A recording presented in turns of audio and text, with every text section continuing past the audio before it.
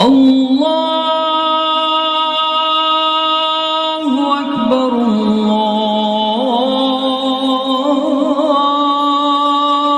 Akbar.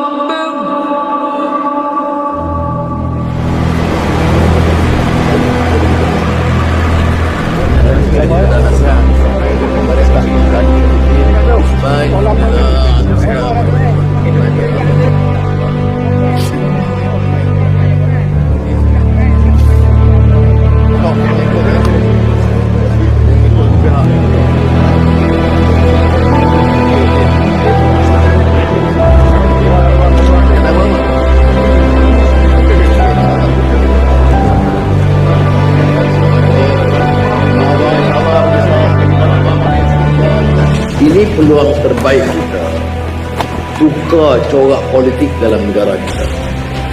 Politik negara kita ini politik cari makan. Siapa jadi kerajaan, dia pilih ramai-ramai jadi menteri, gaji besar-besar, kontrak ambil, balak habis, rakyat macam itu. Di Malaysia menteri paling banyak di dunia, harga paling tinggi di dunia. Apa punya negeri ni? Adakah budak Malaysia teruk macam ni? Tak pernah. Kemudian yang ada menteri ramai tak apa kerja.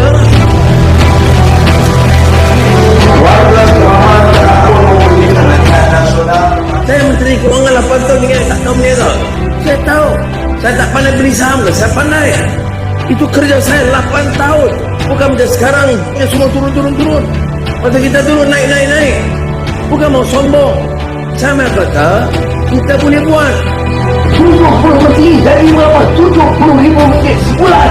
Saya pilih mau jadi pemimpin politik. Saya tak boleh berniaga. Ini menteri-menteri, dia jadi menteri. Balak dia mau angkat, saham dia mau ambil, kontrak dia mau ambil. Ini celaka dia kerja. Orang susah. Mana boleh. Sekarang rakyat mesti buat keputusan.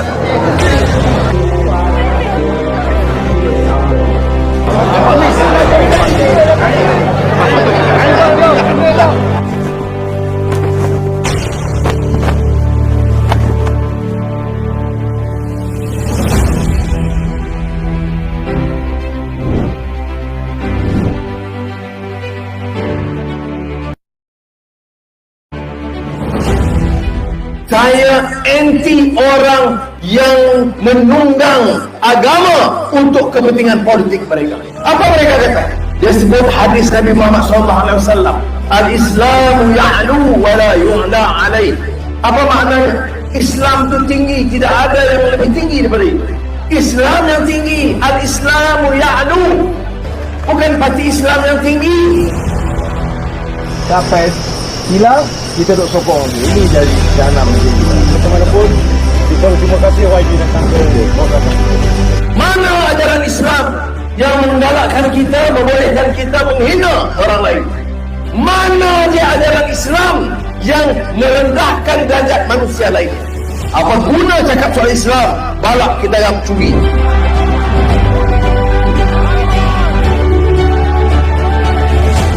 Cakap Islam mendengar-dengar, harta rakyat dikumpul, memperkayakan kelompok kecil. Saya tolak 50,000 ini sebulan sebab saya malu datang ke sini bercakap soal rakyat, bela nasib rakyat miskin, tapi kamu terkedalah seorang 50,000. Maka saya tolak. Saya nak tanya pemimpin UMNO, pemimpin Bersatu, pemimpin PAS, yang mana yang sanggup tolak allow menteri dia untuk menjaga kepentingan rakyat? Tak ada. Kawan-kawan anda di luar sana. Ini Pakatan Harapan dan doa. Jangan lupa doa dan tawakal. Kerana apa? Fatawakkal 'ala Allah, innallaha yuhibbul mutawakkilin. Kita bisa serah kepada Allah Ta'ala, dan Allah kasih kepada orang yang tawakal kepadanya.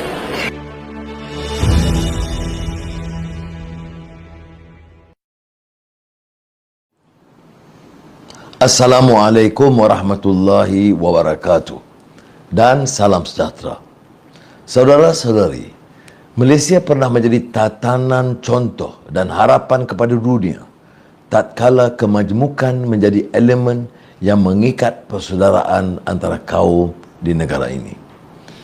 Ada suatu masa kita pernah berbangga dengan sisi ekonomi yang dinamik dan berencam, sekolah dan sistem pendidikan yang unggul, serta masyarakat yang mesra dan peramah.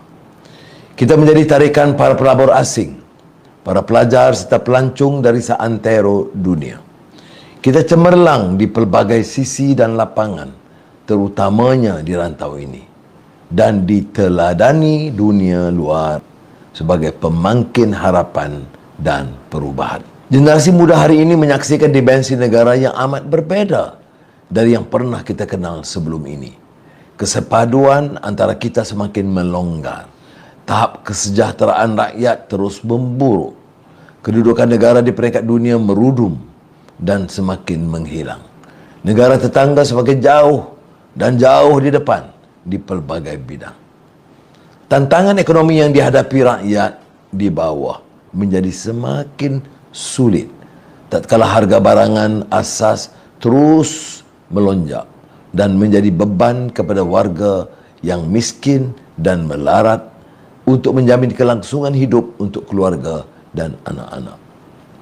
Harga ayam melambung naik, harga cili semakin mahal, harga minyak semakin tidak masuk akal, harga telur tak ada. Sekolah zaman hari ini tidak ada kualiti dalam mempersiapkan anak-anak dan generasi akan datang untuk mendepani tantangan semasa. Ramai yang tidak mampu untuk membeli ubat-ubatan. Peniaga kecil menderita dan ramai yang telah kehilangan punca pendapatan.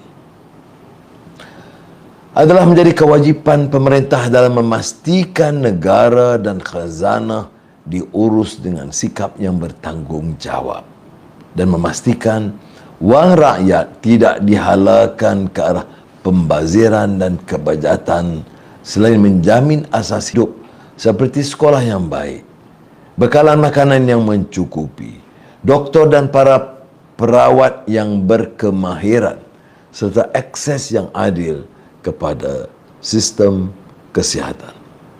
Kerajaan tidak boleh alpa, terutamanya dalam memastikan rakyat mampu menggapai tahap kehidupan yang munasabah untuk diri serta keluarga mereka.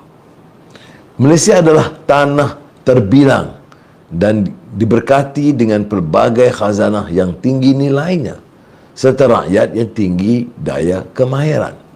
Bagaimana mungkin kita benarkan watak-watak yang rendah mutu dan kemampuan mengancam sisi ini? Rakyat Malaysia yang akan keluar mengundi pada hari Sabtu mempunyai peluang yang amat baik dalam melakar masa depan mereka.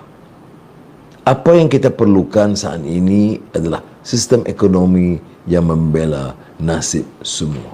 Kita boleh. Kita amat memerlukan satu kebijakan yang akan mendukung lebih 1.2 juta pengusaha kecil dan usahawan yang menjadi tulang belakang ekonomi dalam melonjakkan negara keluar dari kemelaut pandemik. Kita mesti menggalakkan inovasi dan mewujudkan lebih banyak peluang pekerjaan yang berkualiti dengan upah yang tinggi. Kita lakukan yang terbaik dalam memastikan kebajikan ibu bapa kita terbela di mana wang simpanan mereka habis digunakan saat pandemik menyerang, serta menjamin masa depan yang gemilang buat generasi muda untuk mencapai kesejahteraan. Kita komited untuk menyokong dan menjaga kebajikan semua penjawat awam. Segala matlamat yang digariskan ini tidak mampu dicapai tanpa dukungan mereka dan kepimpinan yang terampil dari pasukan harapan. InsyaAllah, saudara akan menjadi saksi kepada penambahbaikan mutu perkhidmatan awam serta komitmen yang diperbarui untuk memperbaiki kehidupan rakyat ke suatu tahap yang belum pernah disaksikan. Kita boleh. Kita boleh laksanakan kesemua impian ini dengan sebuah kerajaan yang stabil. Sebuah kerajaan ini akan menjadi stabil jika ia patuh kepada perlembagaan. Ini termasuklah memelihara agama Islam sebagai agama persekutuan, bahasa Melayu sebagai bahasa kebangsaan, penetapan hak keistimewaan orang Melayu dan Bumiputera, serta kedaulatan Raja-Raja Melayu. Sementara itu, hak setiap rakyat berbelang kaum akan terus terpelihara dan maruah mereka dihormati laksana sebuah keluarga. Sebuah kerajaan itu akan menjadi stabil jika para pemimpinnya berkhidmat demi rakyat, bukan untuk kepentingan diri sendiri. Sebuah kerajaan itu akan menjadi stabil jika pimpinannya punya akhlak, menolak rasuah dan menjunjung kedaulatan undang-undang. Saudara-saudari sekalian, harapan menawarkan suatu formula kestabilan kerajaan kepada rakyat Malaysia yang akan melaksanakan dasar-dasar untuk mengembalikan kegemilangan negara. Harapan terdiri daripada satu pasukan yang komited terhadap agenda yang mengangkat budaya ihsan dan rahmah buat seluruh rakyat Malaysia. Pemimpin kita telah membuktikan kejujuran dan integriti mereka. Menerusi khidmat mereka kepada rakyat, kita akan memulihkan keyakinan antara rakyat dengan kerajaan. Selepas harapan mengambil alih kerajaan, saya tidak sesekali akan mengizinkan bertunasnya kebencian. Saya tegaskan bahawa sikap permusuhan dan kebencian sesama kaum tidak ada tempat dalam negara kita. Kita akan merangkul kerjasama semua kaum, Melayu, Cina, India, Iban, Kadazan dan orang asli untuk mencorak masa depan yang lebih sejahtera untuk negara. Inilah caranya untuk menjamin kebajikan setiap rakyat Malaysia dan menzahirkan sikap ihsan, terutama buat mereka yang sedang menghadapi pelbagai ujian dan cabaran. Saudara-saudari yang dimuliakan, pilihan raya ini bukan soal menukar Perdana Menteri. Pilihan raya ini merupakan peluang terbaik untuk menyelamatkan negara dan melakukan perubahan yang menyeluruh untuk memulihkan negara kita tercinta. Saudara-saudari, tiap 5 tahun sekali, saudara punya kuasa untuk menentukan ke mana hala tuju negara. Tiap 5 tahun sekali, saudara punya kuasa untuk menentukan kerajaan bagaimana yang saudara impikan. Manfaatkanlah kuasa demokrasi di tangan saudara dengan sebaik mungkin. Yakinlah, insya-Allah, bahawa kita masih punyai harapan. Bersama kita boleh. Wassalamualaikum warahmatullahi wabarakatuh.